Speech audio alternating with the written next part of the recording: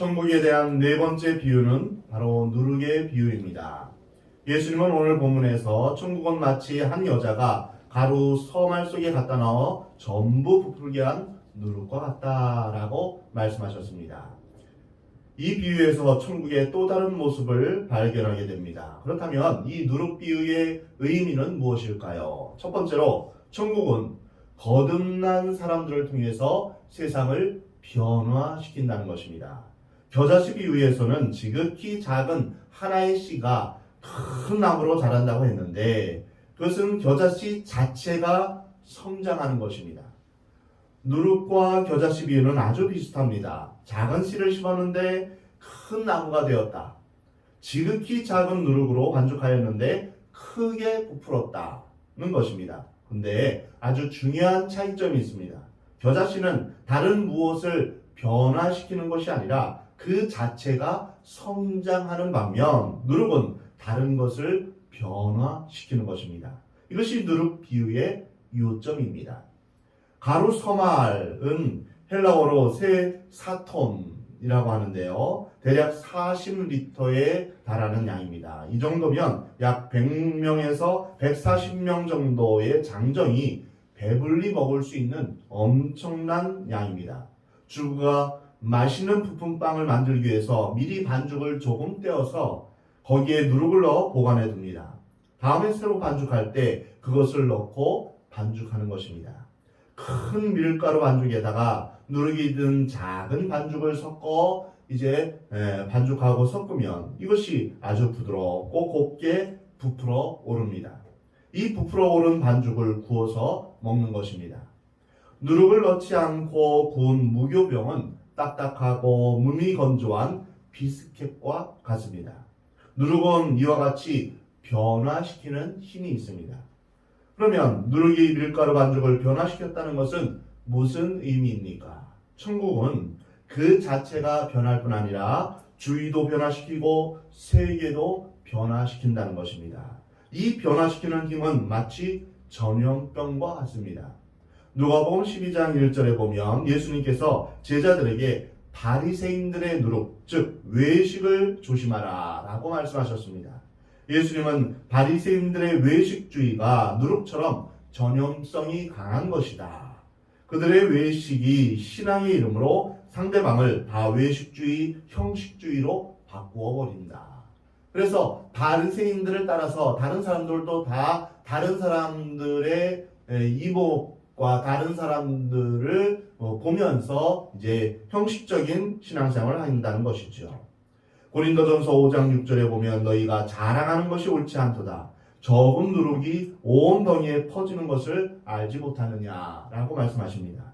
여기서 예수님은 잘못된 생각들, 악한 세력들이 순식간에 온 주의를 변화시킨다는 것을 누룩의 전염성에 대해서 비유하셨습니다.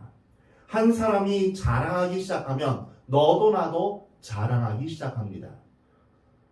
물론 이와 같이 바리새인의 누룩이나 자랑하는 것이나 나쁜 생각들이 또한 나쁜 말이 전염하는 것들은 부정적인 의미로 쓰여졌지만 누룩의 원뜻은 순식간에 강력하게 상대방을 변화시킨다는 것입니다. 소량의 누룩이 밀가루 반죽 전부를 순식간에 변화시키는 것처럼 천국을 소유한 소수의 그리스도인들은 그가 살고 있는 세상을 변화시키고 새롭게 하는 능력이 있다는 것입니다. 그리스도인들은 자기가 변할 뿐 아니라 그가 살고 있는 세상을 변화시킵니다. 역사적으로 기독교는 개인의 생활을 변화시켰습니다. 성경에 나오는 인물들 뿐 아니라 인류의 역사의 수많은 사람들이 복음으로 인하여서 변화된 것을 볼 수 있습니다. 또한 기독교는 여성의 인권을 변화시켰습니다. 유대인 남자들은 매일 아침 기도에 자신을 이방인으로 만드시지 않은 것을 하나님께 감사했고 또한 노예로 만드시지 않은 것을 감사했고 또한 여자로 만들지 않은 것을 감사했다고 합니다. 헬라 문명에서는 여자는 집안일 외에는 아무 일도 할 수 없었습니다. 이러한 이방 문화 가운데서 기독교로 인하여서 여성의 평등이 이루어진 것입니다. 또한 기독교는 약한 자와 병든 자의 생활을 변화시켰습니다. 이방인들은 약한 자와 병든 자는 귀찮은 존재로 여겼고 태어난 아기가 약하거나 불굴하면 산에다 버려서 죽게 했습니다. 기독교가 들어가면서 약한 자와 병든 자를 향한 돌봄이 있게 되었습니다. 그리고 기독교는 노인과 어린아이의 생활을 변화시켰습니다. 기독교는 사람들을 인격으로 대우하면서 노동을 하는 그런 도구로 보지 않았습니다. 그런즉 누구든지 그리스도 안에 있으면 새로운 피조물이라. 이전 것은 지나갔으니 보라 새 것이 되었도다. 예수 그리스도를 믿게 되면 먼저 우리의 성품이 변화되게 됩니다. 못된 성품, 사탄의 억압된 성품들이 변하기 시작합니다. 예수님을 믿고 성품이 변화되지 않으면 다 가짜입니다. 옛날 모습 그대로 있다면 진정으로 예수님을 믿는 것이 아닙니다. 예수님을 믿으면 반드시 성품의 변화가 따르게 됩니다.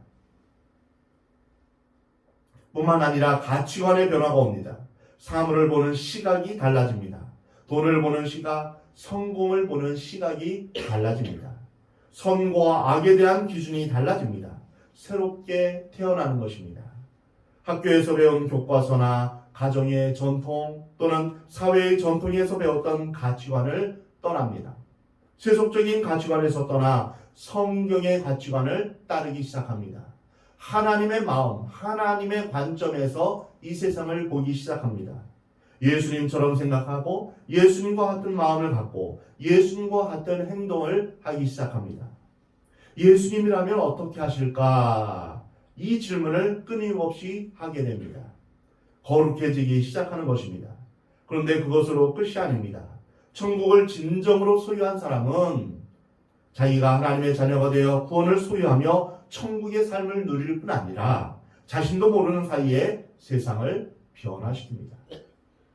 예수님은 너희는 세상의 빛이요 소금이다 라고 말씀하셨습니다. 부패한 세상, 불의와 부정이 만연한 이 세상에서 그리스도인들은 비록 소수이지만 아무 힘없는 존재일지라도 그 자체가 소금인 것입니다. 소금은 소리 지르지 않습니다. 가만히 있으면서도 주위를 변화시킵니다. 이것이 사회개혁에 대한 그리스도인들의 원리입니다. 옥스퍼드 대학의 성자처럼 산 한 여성이 있었습니다. 그녀는 26세의 젊은 나이에 죽었는데 기도로 살았던 여성이었습니다.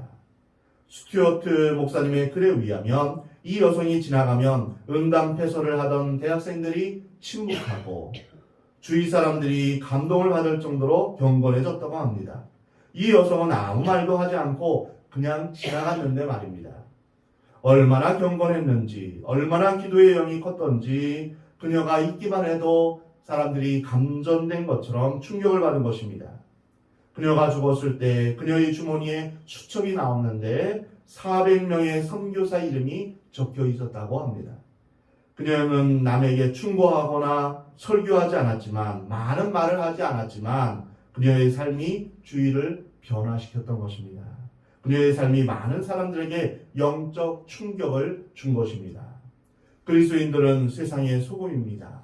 우리는 누구에게 설교를 하거나 누구를 고치기 위해서 어떤 일을 하는 것이 아닙니다. 그리스도 안에서 자신이 풍성한 삶을 누리고 있을 때 그 영향력이 밖으로 퍼져나가게 되는 것입니다. 내가 주님과의 그 친밀한 교제를 나누며 평강의 삶을 누릴 때, 기쁨의 삶을 누릴 때 다른 사람들이 본받기를 원하는 것입니다. 초대교회의 소수의 그리스도인들은 그들이 소유한 복음의 능력으로 로마를 변화시켰습니다. 종교개혁 당시에 몇몇 사람들의 마음속에 불탔던 그 복음의 열정이 유럽 전체를 변화시켰습니다. 주님의 뜻대로 살기 위해 종교의 자유를 위해 떠났던 청교도들은 미국을 세웠습니다. 그들은 새로운 국가를 세우기 위해서가 아니라 주님을 잘 섬기기 위해서 떠난 사람들이었습니다. 우리는 한국교회와 그리스도인들이 세상을 향하여 담대히 문을 열고 뛰어들어가야 되는 이유를 오늘 본문의 누룩에 비유해서 찾아볼 수 있습니다. 오늘날 한국교회와 그리스도인들은 사회에서 누룩의 역할을 잘 감당하고 있을까요? 아직은 충분하지 않습니다. 이 땅에 교회가 많고 그리스도인들이 많다고 하지만 이 사회는 너무나 갈등과 부정부패가 많고 음란하며 지옥과 같은 모습을 보이고 있습니다. 왜 그럴까요? 그것은 그리스도인들이 천국의 본질에 대해서 오해했거나 진정한 누룩의 모습을 갖고 있지 않기 때문입니다. 나 혼자만 예수 믿고 천당 가면 되는 것이 아닙니다. 나만 축복받고 건강하면 되는 것이 아닙니다. 우리가 살고 있는 이 세상을 변화시키지 않는다면 누룩의 역할을 온전히 감당하는 것이 아닙니다. 우리 교회 하나만이라도, 나 한 사람만이라도 세상에 나가서 소금의 빛과 소금과 빛의 역할을 진정으로 감당한다면 분명히 한국 사회에 충격적인 변화를 일으킬 것입니다. 두 번째로 누룩이 갖는 내용과 의미입니다. 이렇게 작은 누룩이 밀가루 반죽 전체를 변화시키고 부풀게 한 원동력은 무엇일까요? 누룩이 번식하는 능력입니다. 여기서 누룩의 능력이란 바로 말씀의 능력이요, 복음의 능력이며 성령의 능력입니다. 변화시키는 것은 우리가 아닙니다. 우리 안에 계시는 예수님입니다. 능력은 내가 아니라 내 안에 계시는 말씀이요 성령님인 것입니다.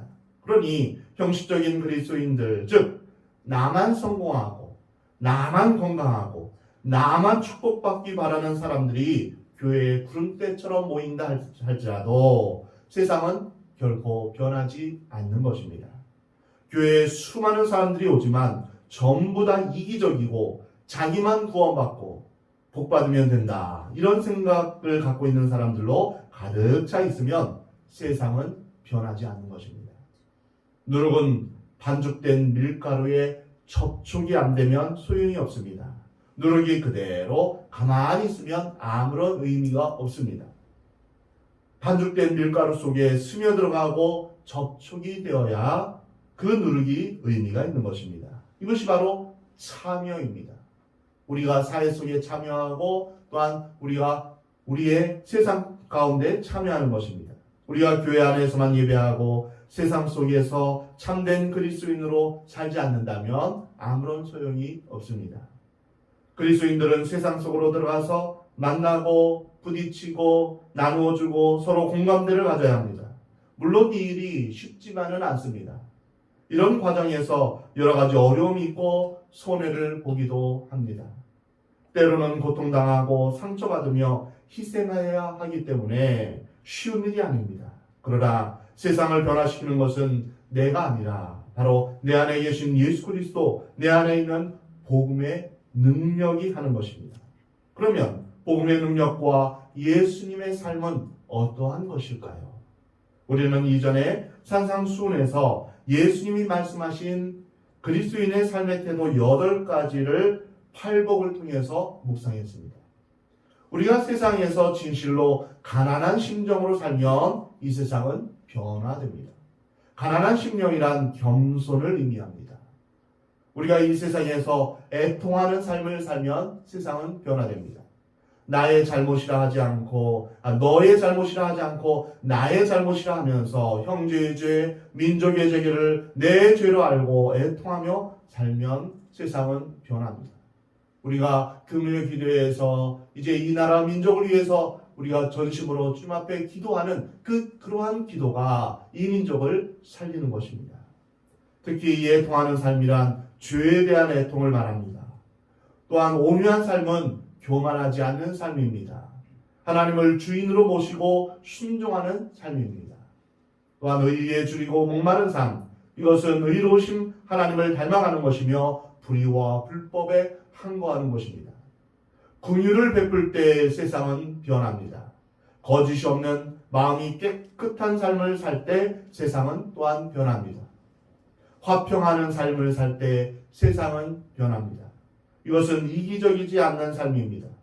의를 위하여 핍박을 받을 때 세상은 변합니다. 손해보는 삶, 진리를 위하는 삶이 나에게 있을 때 세상은 변합니다. 이것이 없이는 울리는 꽹과리가 되는 것입니다. 울리는 꽹과리는 소리는 컸지만 변화를 일으키지는 못합니다. 이러한 삶의 유형이 바로 누룩입니다. 누룩의 능력은 복음의 능력입니다. 예수님의 삶과 성품이 바로 이 8가지 모습 속에 녹아 있는 것입니다. 우리가 남에게 설교하거나 개혁하자라고 소리치지 않아도 됩니다. 다른 사람들이 사회 참여를 하지 않는다고 정죄할 필요도 없습니다. 그것은 그리스도인들의 태도가 아닙니다. 우리가 먼저 그렇게 하면 됩니다. 우리가 먼저 빛과 소금으로서 살아가는 것입니다. 이제 우리는 우리를 필요로 하는 모든 분야에 들어갑니다. 이 분야를 정성스럽게 섬겨야 합니다. 세상을 변화시키려면 지금과 같은 태도로는 안 됩니다. 세상을 변화시키려면 지금까지 살아왔던 우리의 태도를 변화시켜야 합니다. 복음은 결단을 요구합니다. 복음은 행동을 요구합니다. 누룩만 따로 있으면 소용이 없습니다. 누룩이 반죽된 밀가루 속에 들어가야 하는 것입니다. 섞여야만 하는 것입니다. 자신의 직업을 통해서, 자신의 삶을 통해서 변화가 일어나기를 소망하시기 바랍니다. 세 번째로 누룩이 퍼지는 방법에 대해서 묵상해 보겠습니다. 이것은 변화가 소리 없이 일어난다라는 것을 보여줍니다. 이는 겨자씨 비유와 아주 비슷합니다. 변화는 눈에 보이지 않게 일어납니다. 혁명이나 개혁과는 다릅니다.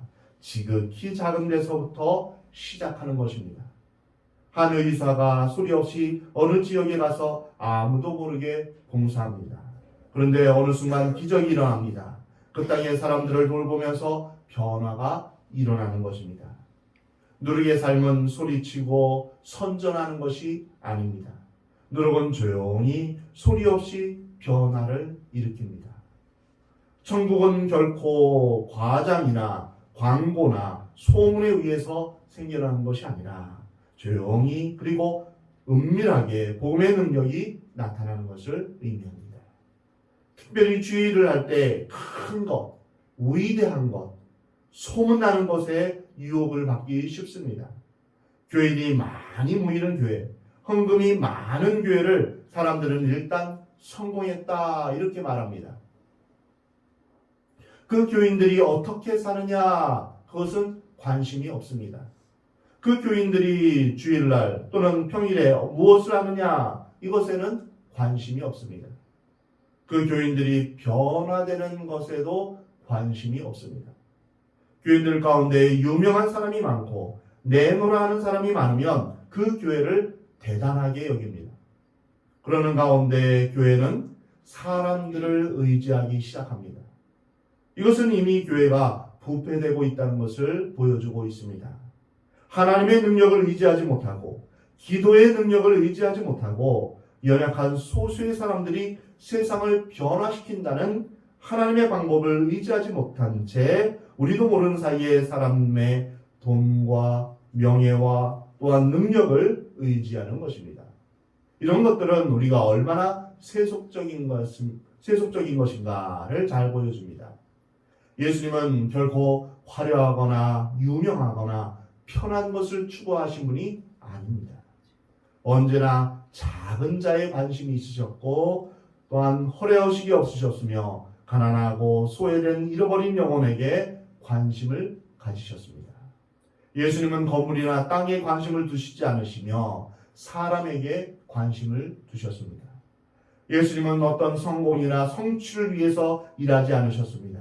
예수님은 십자가에 죽으시기 위해 이 세상에 오셨습니다. 예수님은 내가 떠나면 보혜사 성령이 오실 것이다. 너희는 마음에 근심하지 말라. 하나님을 믿으니 또 나를 믿으라.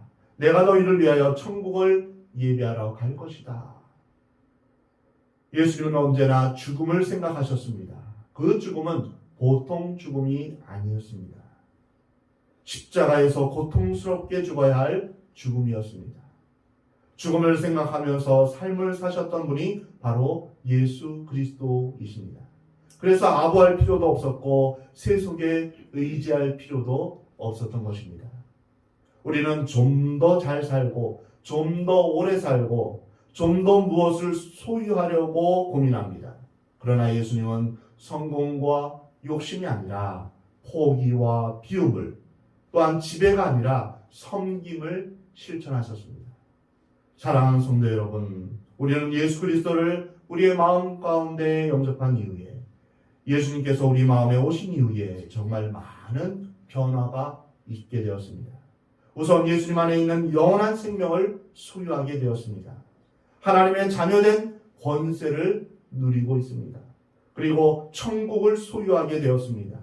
천국을 소유한 우리가 누룩과 같이 우리 주위를 선한 영향력으로 변화시키는 삶을 살기를 우리 하나님은 원하십니다.